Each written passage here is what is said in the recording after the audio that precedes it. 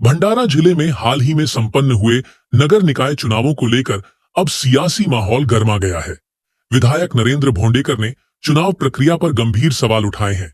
उन्होंने EVM machine में गड़बड़ी, अधिकारियों की भूमिका और मतगणना के दौरान हुई कथित अनियमितताओं को लेकर चुनाव आयोग से निष्पक्ष जांच की मांग की है।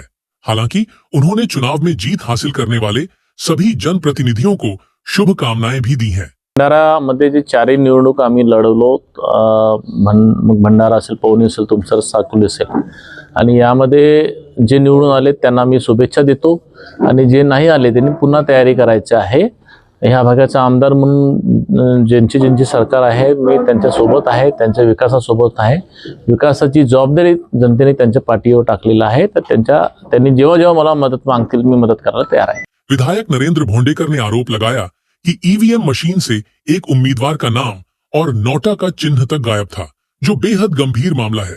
उन्होंने कहा कि इस प्रकरण में निचले स्तर के कर्मचारियों पर कार्रवाई की गई, लेकिन जिन अधिकारियों के निर्देश पर चुनाव प्रक्रिया पूरी हुई उन पर कोई कार्रवाई नहीं हुई, जिससे असंतोष का माहौल है। एखादाच उमेदवाराचा नावच कसं तुम्ही गायब करू शकता, तिथं जो नोटा आहे तो गायब कसं होऊ शकते, त्याच्यामध्ये संभ्रम खूप मोठ्या प्रमाणात हे आहे। आणि जिल्हाधिकाऱ्यांनी जे त्यांच्या खालचे चपरासी शिक्षक किंवा क्लर्क त्यांना सस्पेंड केला, पण मुळात जे अधिकाऱ्यांनी हे इलेक्शन कंडक्ट केलं, मग ते निवडणूक अधिकारी असतील किंवा प्रोसिडिंग ऑफिसर असेल, मुळात यांना पहिले सस्पेंड करायला पाहिजे होता, कारण चूक त्यांच्या निर्देशानुसार झालेली आहे। त्यांना सोडून जिल्हाधिकाऱ्यांनी चपरासीने बाबूने स्थानिक लोकांना हे केलं आहे, तर त्याच्यामध्ये असंतोष निर्माण आहे।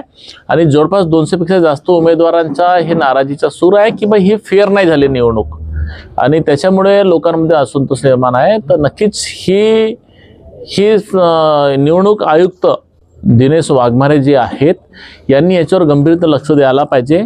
यांना कोणालाच पाठीशी घालायला नाही पाहिजे, कारण गंभीर गुन्हा आहे। एखाद्याचं नावच गायब करणे हे लहान गुन्हा नाही आहे। तुम्ही जर नाव गायब करू शकता तर मतदान भी गायब हो सकते। मतगणना के दौरान अधिकारियों की भूमिका पर भी सवाल खड़े किए गए हैं। आरोप है कि मतगणना के समय संबंधित अधिकारी लगातार फोन पर व्यस्त नजर आए और मौके पर मौजूद नहीं थे, जिससे उम्मीदवारों में संदेह पैदा हुआ। ईवीएम मशीन में चुनाव चिन्ह और नोटा बटन गायब होने के आरोपों के बाद 29 दिसंबर को भंडारा में सर्वदलीय मोर्चा निकाले जाने की घोषणा की गई है। नक्की सर्वपक्षीय मोर्चा आहे हा, कोणत्याही सरकारच्या विरोधात नाही आहे, हे निवडणूक आयोगाच्या विरोधात आहे। आणि त्याच्यामध्ये मी पक्ष म्हणून नाही पण व्यक्तीचा नरेंद्र भोंडेकर म्हणून मी राहील। इस मोर्चे को विधायक नरेंद्र भोंडेकर ने समर्थन देने की बात कही है।